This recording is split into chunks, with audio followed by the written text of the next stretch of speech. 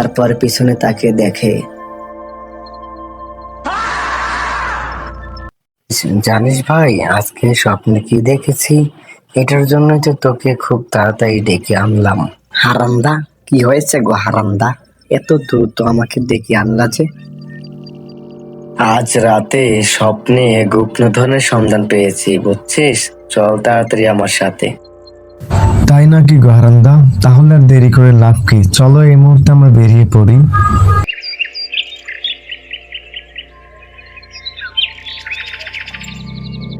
হাঁটতে হাঁটতে তারা তখন জঙ্গলের কাছে পৌঁছে গেল এবং মনে মনে ভাবতে লাগলো তারা এই ধন সম্পদ পেলে তাদের আর দুঃখ কষ্ট থাকবে না।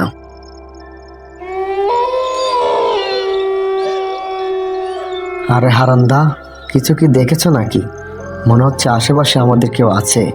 মনে হচ্ছে কেউ আমাদের ফলো করছে। এসব বাজে বকিস না তো। এসব বাজে বকে বকে মাথাটা একদম খারাপ করে দিচ্ছিস। এসব চিন্তা ভাবনা করে লাভ আছে? নে নে, পা চালা, তাড়াতাড়ি যেতে হবে, এদিকে আবার সন্ধ্যা হয়ে আসছে। এভাবে তারা জঙ্গলের দিকে হাঁটতে শুরু করলো। হাঁটতে হাঁটতে হঠাৎ করে কি যেন একটা নড়ে উঠলো। তারপর পিছনে তাকিয়ে দেখে। বিমল, এই বিমল, কোথায় হারিয়ে গেলি তুই? তোর কোনো খোঁজ পাচ্ছি না কেন? যত যাই হোক, কেউ আমাকে পিছু হাঁটাতে পারবে না। আমি গুপ্তধনের সন্ধান করেই ছাড়বো। বিমল সাথে থাকলে আমার খুব ভালো হতো, তাহলে দুজন মিলে ভাগাভাগি করে নিতে পারতাম। এই বলতে বলতে সে কিছুটা এগোতেই দেখে তার ঘোড়াটাও আর তার সাথে নেই। কিন্তু সে কিছু না ভেবেই সামনের দিকে এগোতে থাকলো। কিছুটা পথ এগোতেই তার চোখ ঝলমল করে উঠল। সামনেই দেখতে পেল একটি পুরাতন রাজপ্রাসাদ।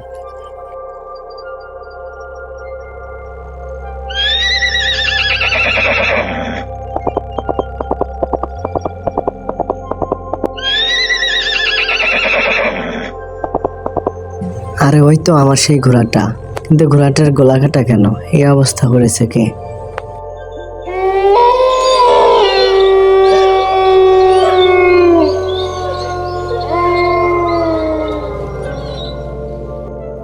কে কে তুই? সাহস থাকে তো সামনে এসে কথা বল।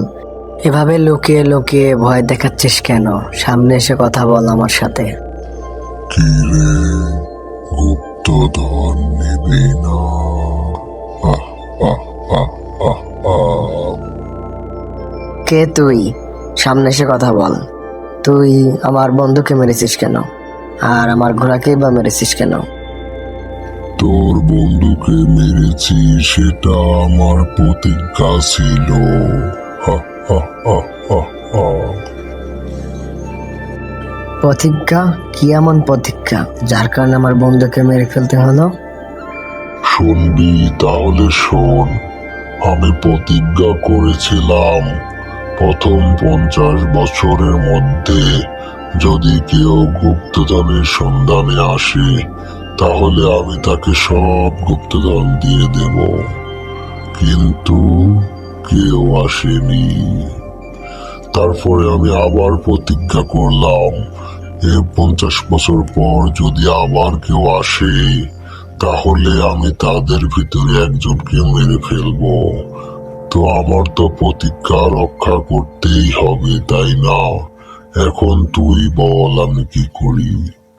তাই তোর বন্ধুকে মেরে ফেলেছি। তা তো বুঝলাম, কিন্তু আমার ঘোড়াটাকে মারলি কেন? সে কি দোষ করেছে? সে তো একটা নিরীহ প্রাণী ছিল। সেটা আমারই ঘোড়া ছিল। আমি তোদের কাছে সেই ঘোড়াটা পাঠিয়েছিলাম। তাহলে আমি এখন কি করব? আমাকে কি করতে হবে এখন সেটা বলো। তোকে কিছুই করতে হবে না। তুই শুধু এই ধন সম্পদ নিয়ে গিয়ে গরিব মানুষদের ভালো মন্দ খাওয়াবি, তাহলেই আমার আত্মা শান্তি পাবে। তুমি চিন্তা করো না, আমি বাড়িতে গিয়েই তোমার আত্মার শান্তির জন্য দোয়া মাহফিলের ব্যবস্থা করব।